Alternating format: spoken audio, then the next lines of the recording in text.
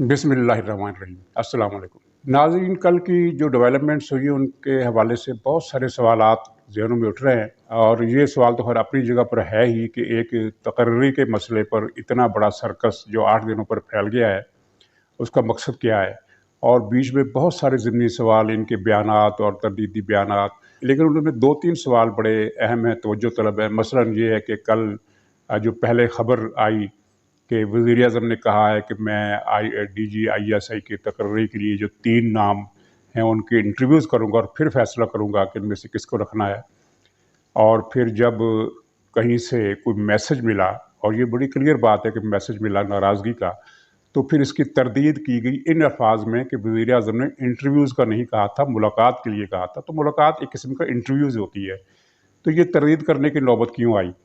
और ख़बर ये गलत नहीं है, ख़बर सही है, क्योंकि ये ख़बर दी है अंसार अब्बासी ने, जो जंग के सीनियर रिपोर्टर हैं, जंग और दी न्यूज़ के, और इमरान खान के बहुत बड़े मद्दाह हैं। अगर आपने उनके कालम पढ़े हों तो आपने देखा होगा कि उनका कालम इमरान खान के हक़ में एक अच्छा खासा क़सीदा होता है। इमरान खान की तारीफ़ों से शुरू करते हैं और उनकी तारीफ़ों पर ही ख़त्म करते हैं। तो इमरान खान का मद्दाह ऐसी खबर दे ही नहीं सकता जिससे इमरान खान को नुकसान पहुंचे या इमरान खान की बदनामी हो। बदनामी तो खैर हुई, ज़ाहिर है इंसार अब्बासी का मकसद ये नहीं था। उन्होंने तो जो खबर दी, वैसे भी उनकी जो रेपुटेशन है खबर के बारे में वो ये है कि वो गलत खबर नहीं देते। तो ये खबर तो गलत हो ही नहीं सकती। इसकी जो तरदीद की गई, वो तरदीद भी दरअसल तस्दीक थी, और ये एक ऐसा अहमकाना और मज़े का खेज़ किस्म का मुतालबा था और या फरमाइश थी कि जिसका सख्त रद्दमल आया। और उस सख्त रद्दमल की वजह से ना सिर्फ ये है कि वजाहत करना पड़ी और तरदीद करना पड़ी, बल्कि ये इरादा भी वापस लेना पड़ा। बल्कि इस पर लोगों ने खासे मजाक भी उड़ाया इसका, और इस तरह की ट्वीट्स भी आए कि ये इंटरव्यूज़ में वो क्या पूछना चाहते थे। शायद वो ये पूछना चाहते थे कि क्या अगले इलेक्शन की चोरी में मेरी मदद करोगे, क्या नवाज शरीफ ख़ानदान का नादका बंद करोगे। इस तरह के वादे लेने का इरादा था इनका इंटरव्यूज़ में। यानी ये अज़रा है तंज़ व मज़ाक, लोगों ने ये ट्वीट किए और इस तरह के मैसेजेस अपलोड किए। तो इसका अच्छा खासा मजाक उड़ा, और उसका किसी भी तरफ से इस बात की तायीद नहीं हुई कि वज़ीर-ए-आज़म का ये मुतालबा दुरुस्त था, क्योंकि इससे पहले कभी हुआ नहीं। ये अफ़वाह भी चली कि उन्होंने वो 3 नाम रिजेक्ट कर दिए हैं और कहा है कि मुझे नए 3 नाम भेजो। यानी ये सिलसिला उस वक्त तक चलता रहेगा जब तक उनकी मर्ज़ी के नाम नहीं आ जाते, क्योंकि ये एक हकीकत है, ये थ्योरी नहीं है कि खान साहब चाहते थे कि जनरल फैज़ साहब को ना हटाया जाए, और अगर हटाना लाजमी है तो फिर जनरल गफूर या इस तरह के मेरे किसी पसंद के आदमी को लाया जाए। तो वो दोनों बातें उनकी नहीं मानी गई, और इन दोनों नामों पर इमरान खान को बड़ी खिफ़त अमेज़ शिकस्त का सामना करना पड़ा। और उसके बाद ये अब ये टाल मटोल करके मामला लटका रहे हैं, ताकि इसका जो अंजाम है वो किसी बहरान, किसी नए बहरान की शक्ल में निकले, जो ज़ाहिर उनका ख्याल है कि उनके फ़ायदे में जाएगा। लेकिन ये सब अंदाज़े हैं। हकीकत क्या है? हकीकत सिर्फ इतनी है कि इमरान खान अपनी हमाकत के जाल में फंस गए हैं, और ये जाल जो है अब पेच दर पेच होता जा रहा है। उन्हें खुद समझ में नहीं आ रहा कि वो इस जाल से कैसे निकलें। और ये जो वज़ीर-ए-आज़म ने खुद बयान दिया है कि ये एक टेक्निकल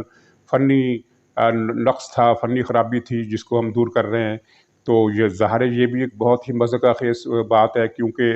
ये ऐसी कौन सी फ़नी ख़राबी हो गई कि एक तकर्री का मामला इतने दिन से लटक रहा है और हल नहीं हो रहा, और यही सुनाया जा रहा है कि आज नहीं तो कल, जिस तरह ये वो की वज़ीर कौमी भंग पॉलिसी, उनका बयान भी है कि आज नहीं तो कल ये मसला हल हो जाएगा। यानी मतलब ये है कि उन्होंने तस्लीम किया कि मसला है, जबकि कई वज़ीर ये कहते आ रहे हैं कि मसला कोई नहीं है, इफ़हाम तफ़हीम की फ़ज़ा है, एक पेज पर है। कल 3 वज़ीरों ने ये बयानात दिए वज़ीर-ए-आज़म के अलावा कि फ़ौज के साथ हमारे मिसाली ताल्लुकात हैं। ये एक ही दिन में 4 हज़रात के ये बयान हैं। यानी एक वज़ीर कौमी पॉलिसी बराए भंग, एक वज़ीर इत्तलात, वज़ीर दाखिला, इन सब के जो बयानात हैं, लगता है कि काबीना के इजलास, पार्लिमानी पार्टी के इजलास में या काबीना के इजलास में ये तय हुआ है कि अब इस बात को फैलाया जाए कि हमारे फ़ौज के साथ मिसाली ताल्लुकात हैं। तो ये एक और मज़ाक़ खेज़ गलती है, क्योंकि अगर मिसाली ताल्लुकात हैं तो एक तर्जमान का बयान काफ़ी है, वज़ीर-ए-आज़म का बयान काफ़ी है। हर वज़ीर को ये डफली क्यों थमा दी गई है कि बाहर निकल कर अब इसको बजाते रहो। एक अहम बयान जिस पर शायद बहुत ज़्यादा लोगों ने गौर नहीं किया, वो वज़ीर दाखिला शेख रशीद का तर्ज़ अमल था और उनका बयान था। तर्ज़ अमल तो उनका ये था कि वो बौखलाए हुए थे, उन गुस्से में थे, और एक रिपोर्टर एजाज़ सईद ने उनसे कुछ सवाल पूछने की कोशिश की, तो इन्होंने कहा कि डोंट आस्क सिली क्वेश्चन। तो एजाज़ सईद ने कहा कि अभी तो मैंने सवाल किया ही नहीं, यानी सवाल किया ही नहीं, कैसे पता चल गया कि ये सवाल सिली है। تو ہو سکتا ہے شیخ رشید کے پاس بھی کالے علم میں سے کچھ حصہ آ گیا اور انہوں نے کالے علم کی بنیاد پر یہ اندازہ لگا لیا ہو کہ یہ جو سوال کرنے والا ہے یہ بڑا سلی قسم کا کوسچن ہوگا، اور جھنجھلاہٹ بھی تھی اور کسی سوال کا جواب نہیں دیا۔ لیکن جو اہم بات انہوں نے کی، جس پر زیادہ صحافیوں نے غور نہیں کیا، اس کو بیان کا حصہ بنا لیا، وہ بہت ہی اہم فکرہ تھا اور معنی خیز تھا۔ انہوں نے کہا، ان سے پوچھا گیا کہ معاملات کیسے چل رہے ہیں، تو سوال کا جواب یہ دیا کہ وزیر اعظم کہتے ہیں کہ حالات ٹھیک ہے۔ غور فرمائیے، شیخ رشید نے خود نہیں کہا کہ حالات ٹھیک ہے۔ وہ یہ کہہ سکتے تھے سوال کے جواب میں فوراً کہ حالات کو کیا ہوا، حالات بالکل ٹھیک ہے، کوئی حالات میں خرابی نہیں۔ انہوں نے جواب دیا کہ وزیر اعظم کہتے ہیں کہ حالات ٹھیک ہے، یعنی شیخ رشید کا وزیر اعظم کے اس بیان سے متفق ہونا ضروری نہیں۔ جس طرح کسی اخبار میں کوئی متنازع قسم کی تحریر چھاپی جاتی ہے تو اس کے ساتھ ایڈیٹر کی طرف سے نوٹ لکھا جاتا ہے کہ ایڈیٹر کا مضمون نگار کی رائے سے متفق ہونا ضروری نہیں، تو شیخ رشید دراصل یہ بتا رہے ہیں کہ وزیر اعظم نے کہا ہے کہ حالات ٹھیک ہیں اور میرا اس رائے سے، ان کی اس اطلاع سے متفق ہونا ضروری نہیں۔ تو یہ شیخ رشید کا لہجہ، ان کی گفتگو کا انداز، غصے کا انداز اور سوال ہوئے بغیر ہی اس کو سلی قرار دے دینا اس بات کی غمبازی کرتا ہے کہ معاملات پیچیدہ ہیں اور اچھے نہیں ہیں۔ اچھا، اب بظاہر اس مسئلے کو کسی نہ کسی انجام تک تو پہنچنا ہے، ایک تقرری ہو جاتی ہے اور ہو سکتا ہے یہ جب ویڈیو نشر ہو، یوٹیوب پر اپلوڈ ہو تو اس وقت تک مسئلہ حل ہو چکا ہو، یہ ہو سکتا ہے، امکان ہے۔ تو لیکن کیا مسئلہ حل ہو گیا ہے؟ اس لیے کہ اس بحران میں سنگین غلطیوں اور پے در پے حماقتوں اور جس طرح کی کہانیاں چل رہی ہیں، اگر ان میں سے 10% کو بھی سچ مان لیا جائے تو ان کے نتیجے میں یہ بات طے ہے کہ عمران خان نے صرف آرمی چیف جنرل باجوہ کو ہی ناراض نہیں کیا، صرف ان کی عزت کے ساتھ ہی، ان کے وقار کے ساتھ، اس منصب کو جو ایک وقار ہوتا ہے اس کے ساتھ ہی کھلواڑ نہیں کیا، بلکہ فوج کی پوری مقتدر ادارے کی پوری قیادت کو ناراض کر لیا۔ اور یہ بات تمام صحافیوں، تمام ذرائع سے یہ باہر آ چکی ہے کہ اس تقرری کے مسئلے پر فوج کے تمام کور کمانڈر متفق ہیں، یعنی یہ کور کمانڈروں کی اکثریت کا فیصلہ نہیں ہے بلکہ یہ کور کمانڈروں کا متفق فیصلہ ہے، جس سے کسی کور کمانڈر کو اختلاف نہیں ہے۔ ہاں، یہ کہا جا سکتا ہے کہ جن صاحب کا تبادلہ کیا گیا ہے، جو عمران خان کو پسند نہیں ہے، وہ ہو سکتا ہے دوسری رائے رکھتے ہوں، لیکن انہوں نے اپنی اختلافی رائے ظاہر نہیں کی، یہ بھی بات بھی اہمیت رکھتی ہے۔ اور اس کی وجہ یہ ہے کہ اگر وہ اختلافی رائے دیتے ہیں تو پھر معاملہ ان کے لیے بھی پریشان کن ہو سکتا ہے، اور اس بات کا اندازہ عمران خان کو بھی ہے۔ عمران خان کو ان کے حلقے ہی کے کچھ لوگوں نے بتایا ہے کہ آپ کی اس پالیسی کی وجہ سے ہمارے ممدوح کی نوکری بھی خطرے میں آ سکتی ہے، اور یہ بالکل قدرتی ہے، ممکن ہے، ضروری نہیں کہ یہ ایسا کوئی ارادہ باجوہ صاحب کا ہو یا فوج کا ہو، لیکن یہ ٹیکنیکلی ایک امکان موجود ہے، اور جس کی اگر ایسا ہوا، فرض کیجیے ایسا ہوتا ہے، تو اس کے ذمہ دار عمران خان ہوں گے، کیونکہ عمران خان نے بظاہر ان کی محبت میں اس طرح کی حماقتیں کی ہیں،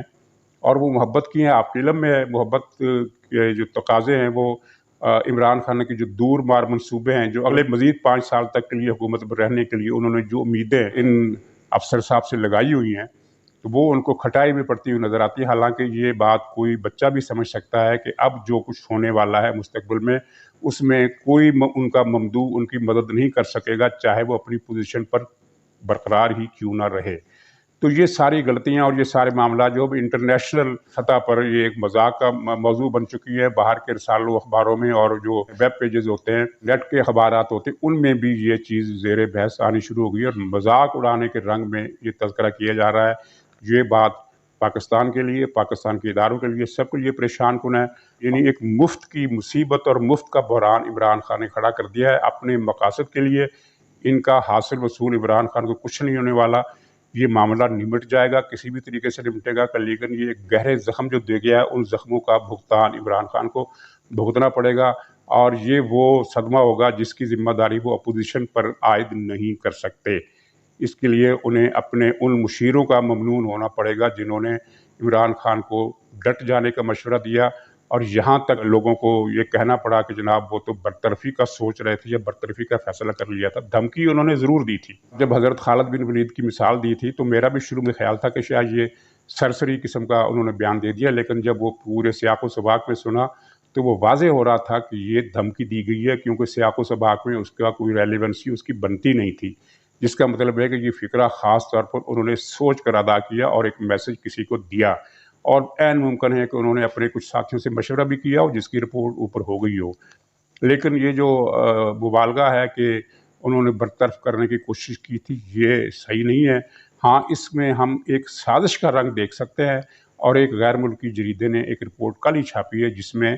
اس طرح کی بات کی گئی، جس کی تفصیلات میں بیان نہیں کر سکتا، وہ ہمارے دائرۂ آزادی سے باہر ہے، لیکن اس کی تھیم یہی ہے کہ یہاں سے وزیر اعظم ہاؤس سے اور ان کے کچھ ساتھیوں کی طرف سے کچھ سازشیں کی گئی ہیں جن کا علم عسکری قیادت کو ہو گیا ہے۔ ناظرین، جہاں کچھ لوگ اصولی موقف کی بات بھی کر رہے ہیں، مثلا یہ ہے کہ سویلین سپریمیسی اور ووٹ کو عزت دو کا نعرہ لگاتے ہیں، ان کو چاہیے کہ وہ عمران خان کا ساتھ دیں، تو اس میں یہ ایک مغالطہ ہے، کیونکہ یہ سویلین سپریمیسی کی بات نہیں ہے، یہ عمران خان کا وہ ڈیزائن جو وہ اگلے 5 برس تک حکومت کرنے کے لیے اس نے بنایا ہے، اور جس کے تحت وہ اپوزیشن کو اگلے 6 مہینوں میں نیست و نابود کرنے کا ارادہ رکھتا ہے، کیونکہ اس طرح کے پلان سامنے آ گئے ہیں کہ اپوزیشن کے نہ صرف یہ ہے کہ تمام رہنما، بلکہ ان کے